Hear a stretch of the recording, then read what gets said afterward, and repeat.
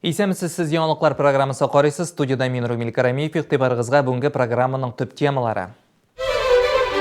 Клиентлерді зорланабыз, өзімізді зорланабыз. Юл бөліше алмайлар, жеңіл машиналар йөри тұрған юлдан зор йөк автомобильдері желдіре. Шолыда фотор басу очраклары артты, қорақлардан ничек сакланырга хукук сакчылары өйрәтә. Шолы язучылар берлеге оешуга 35 ел юбилейны каләм ияләре нинди иҗат багажы белән каршылый. Аларны бүген нәрсә борчый? Язучы Фокил Сафин белән әңгәмә. Исәпне 2 секунд эчендә тигезләделәр. Шолы хоккейчылары әлмәтлеләр белән ярышты.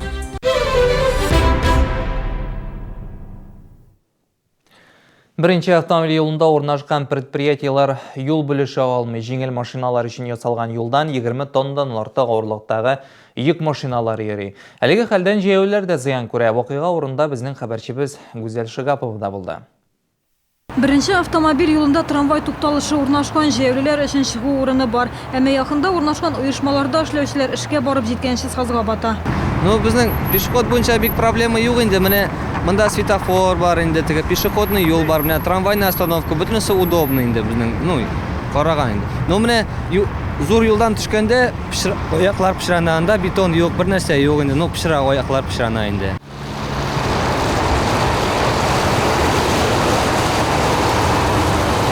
Бирдә эшләүче эшмәкәрләр җыелып юлны төзекләндерергә әзер, җәяүлеләр өчен уңайлыклар булдырырга, оешмалар территориясенә агач куаклар утыртырга да телиләр. Әмма бирдә бетон заводының йөк машиналары йөри, юл мондый авырлыкка исәпләнмәгән. Өстәвенә җәен зур тузан күтәрелә ди эшмәкәрләр. Алар завод җитәкчелеге белән сөйләшүләр дә алып барган. Мы с ним хотели согласовать именно, чтобы легковым автомобильләргә җирлек иттереп. Шул ук вакытта ул соглашаться итми, аның үзенең жолы бар, ул свобода үзенең жолына җөрергә может. Халык менә шушыннан җөриләр. Без хотели бы благоустройством заняться менә монда. Сделать тропинку, забетонировать менә территорияны. Безгә кирергә алмашалы инде, клиентлерді зорланабыз, өзімізді зорланабыз. Просто бетонировать керек. Бетон заводының йөк машиналары йөрсен өчен икенче юлда бар. Әмма бу очракта иске шәһәр ягына борылыр өчен Орловка бөҗрасына кадәр өстәмә чакрымнар узарга кирәк. Җирле юлдан кыскартып якында урнашкан борылышка керергә мөмкин. Әмма бу очракта фотодан күренгәнчә йөк машиналары юл кагыйдәләрен төгәл үтәми. Хәзер эшмәкәрләр җыелып халык контроле порталына җирле юлдан 12 тонналы машиналар гына үтүен таләп итеп гариза язарга тели.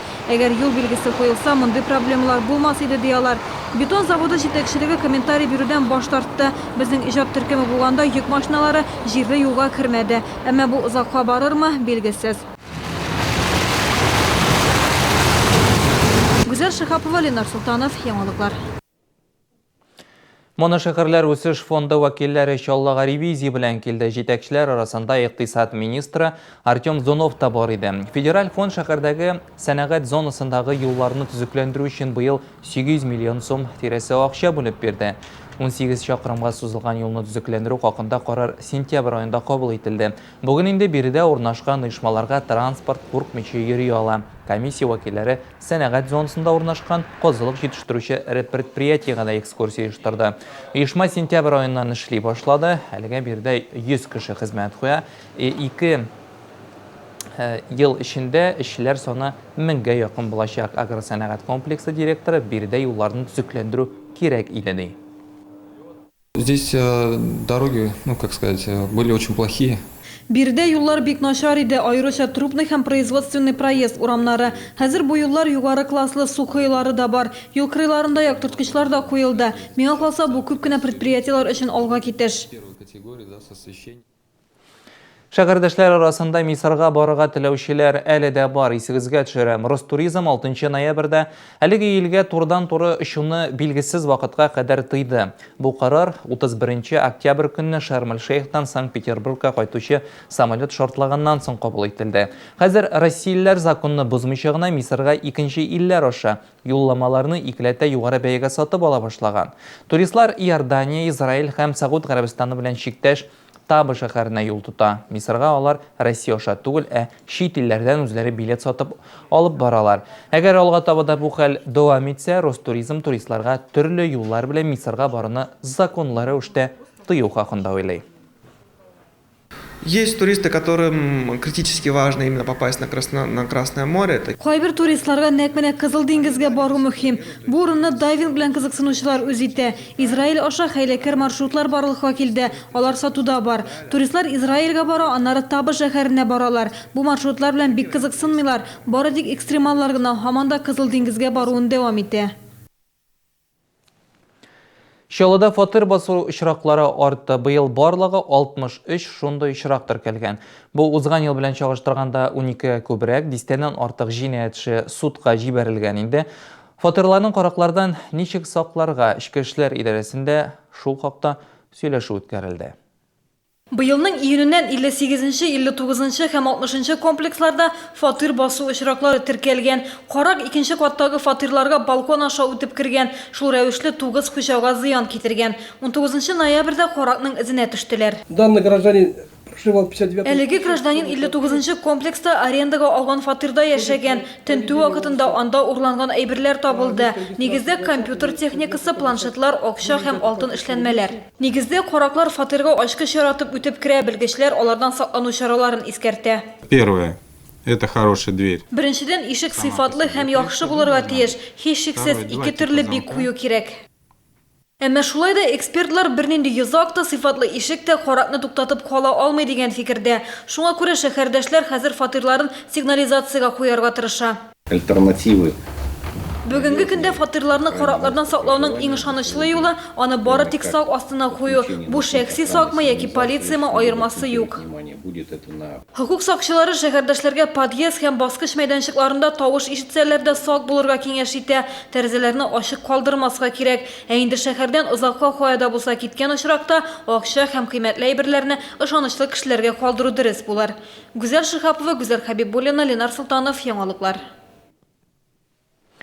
Яшьләргә алкоголь продукциясе саткан өчен җинаять җаваплылыгына тартылырга туры киләчәк. Суд 34 яшьлек сатучыга карата шундый хөкем карары чыгарды инде. Ул документ сорап тормыйча, бәлек булмаган яшүсмергә коктейль сата. Бу факт өчен шәһәрдәшкә карата административ беркетмә төзелде. Тик ул моның белән сабага алмый. Бәлек булмаганнарга яңа алкоголь продукция сата. Бу юлы инде шәһәрдәш җинаять җаваплылыгына тартылды. Гражданка Бареева признана виновной. Бареева гаепле дип табылды. Ул Россия Федерациясының 151 беренче маддәсе нигезендә җавап бирәчәк. Шәһәрдәшкә 50 000 сум күләмендә штраф салынды. Чаллы язучылар берлеге оешуга 35 ел. Юбилейны каләм ияләре нинди иҗат багажы белән каршылый. Аларны бүген нәрсә борчый? Язучы Фокил Сафин белән әңгәмә. Исәпне 2 секунд эчендә тигезләделәр. Чаллы хоккейчылары әлмәтлеләр белән ярышты. Безлимитный 4G интернет, безлимитные звонки внутри сети, безлимитные СМС, 3 безлимита за 3 рубля в день. Переверни свое представление о ценах на мобильную связь. Подключи в салонах «Летай мобильная связь» и ТАТ-Телеком 843 72. Акция действует до 15 декабря. Только 2 дня, 28 и 29 ноября, суббота и воскресенье. Город Набережные Челны. Выставка распродажи обуви едет к вам. Цены пополам. Более 30 производителей из России и Европы. Скидка 50% на всю мужскую и женскую обувь. Весь размерный ряд, особенно на широкую, полную ногу. Обувь для комфорта, для повседневной жизни. Минимальные цены на качественную обувь. Цены пополам. Город Набережные Челны, ДК КамАЗ, 2 этаж с 10 до 19 часов. Цены пополам. Вороне, как там, бог? У всех подарки как подарки, а меня баснями кормят. Колоссальную скидку 40% теперь даем и на рассрочку. В корпорации Центр и Селдом щедрая рассрочка на всю бытовую электронику и мебель. С 25 ноября по 7 декабря. А теперь можно басню. Ярмарочный клуб представляет праздничная выставка белорусских товаров на площади УДК КамАЗ с 24 по 30 ноября. Натуральные колбасы, вкуснейшие конфеты, посуда, обувь и одежда, текстиль и трикотаж.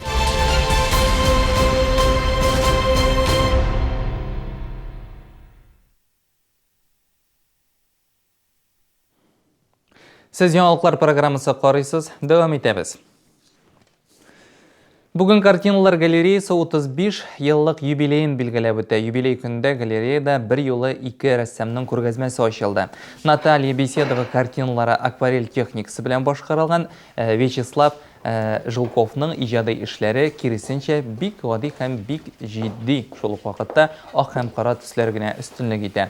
Картиналар станоклы графика техникасы белән ясалган. Бүген Наталья Беседова акварель белән ясау буенча мастер-класста үткәрде. Рәссам теләге булган һәркемгә дәрес бирде. 35 ел эчендә картиналар галереясында йөзләгән рәссам булырга өлгерде. Бу елларда безнең истә калган күргәзмәләрдән шушы түбәндәге күргәзмәләрне әйтеп китәргә була. Ул Никос Сафронов, Бруно Либератора, Сергей Андреяка һәм Александр Шадринның шәхси күргәзмәсенә Сальвадор Дали күргәзмәләрен әйтеп китәргә була. Шулай ук безнең өметебез бар Мәскәү һәм Санкт-Петербург шәһәрләрендә булган музейлардан күргәзмәләр алу. Чаллы язучылар оешмасы да быел үзенең 35 еллык юбилеен билгели. Бу оңайдан әдәби һәм мәдәни чаралар инде ел башыннан старт алды. Зур кичә 4 декабрьгә планлаштырылган. Бүгенге әдәбият ни хәлдә? Шәһәрдә аның урыны нинди? Мичкәләрдә әле дары бармы? Булар хакында Чаллы язучылар берлеге рәисе Факил Сафин белән хәбәрчебез Ләйсән Ханова әңгәмәсе. Хәерле кич, Факил Мөхәммәтович. Чаллы язучылар берлеге заманында шаулап гөрләп торган оешма иде. Анда Эдуард Касымов, Нәҗип Мәдияров, Газиз Кашапов кебек күренекле язучылар канат ныгытты. Бүгенге көндә оешма нинди хәлдә? Өметле каләм ияләре киләме? Татарстан язучылар берлегенең Чаллы бүлеге дип атала. Шаулап гөрләп зур эшләр башкарып, үзенең эшен оештырып, халыкка хезмәт итә.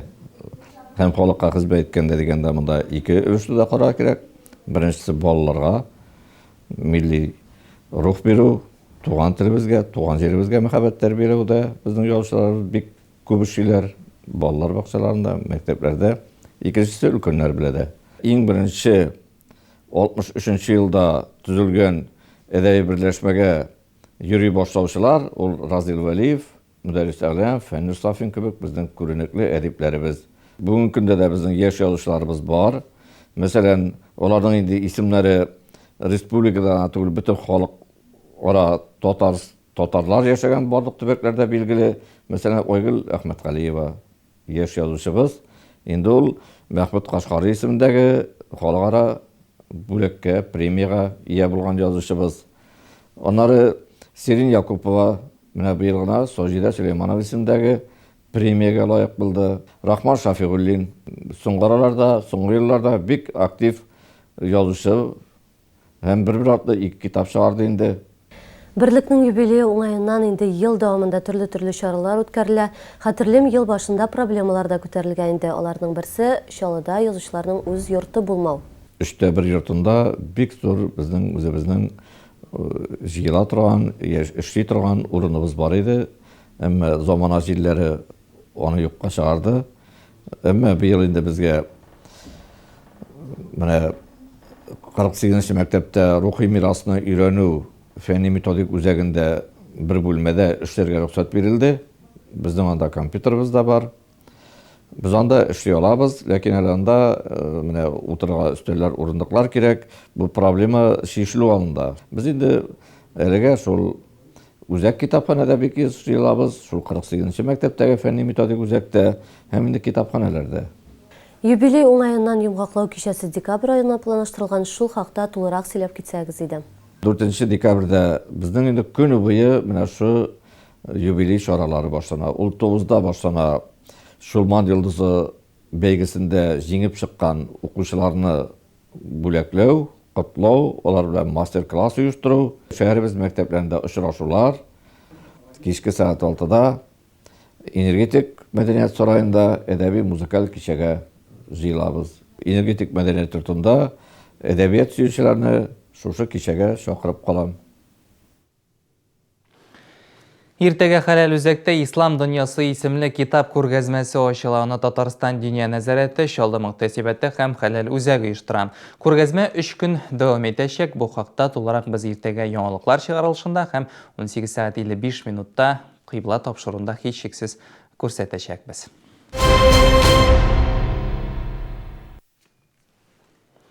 Румынияда өткен тэквондо бойынша Европа біріншілігінде Россия жиылма командасы ышанычлы рәвештә бірінші урын яулады. 7 алтын, 3 көмеш, 2 бронза медальгә лайык булдылар. Җиңүдә чаллы спортчыларының да өлеше зор. Дарья Ищенко 21 яшькә кадәрге спортчылар арасында Европа чемпионы булды. Победить любой ценой, в принципе. Финалга куелган бердән-бер тактика ничек тә җиңәргә иде. Мин хәзер дә җиңүемә ышанып бетмим. Җәй көне генә миңа операция кичерергә туры килде. Организм бик тиз тернәкләнде. Һәм менә алтын пьедесталның иң югары баскычы. 16 елга Олимпийский игрыга без әзрәк опоздание белән бардык инде, но 20 елларга ул безнең иң беренче кандидат булачак. Без аны хәзер бөтен международный рейтинговый турнирларга йөртәчәкбез. И күңел сизә, ул үзенең бөтен көчләрен куеп подтверждайтербез дип уйлыйбыз үзебезнең планнарны. Чаллы хоккей клубы уенчылары бу календарь елында үзләренең җанатарларын шактый борчылырга мәҗбүр итте. Хәзер команда озакка сузылачак тәнәфескә китә. Аның алдыннан Чаллы һәм Спутник командалары уйны булды. Бу хакта безнең алдагы сюжетыбызда. Чаллы хоккейчылары быелгы уеннарны аншлаг белән төгәлләде. Беренче периодта Константин Демчев белән Никита Кобанов капкага 2 шайба кертте. Это все зависит от настроя. Уен барышы уңыш елмаюга үзеңнең кәефеңә турыдан-туры бәйле. Һәр уенны соңгысы кебек кабул итәргә кирәк. Шул чакта барысы да әйбәт булачак.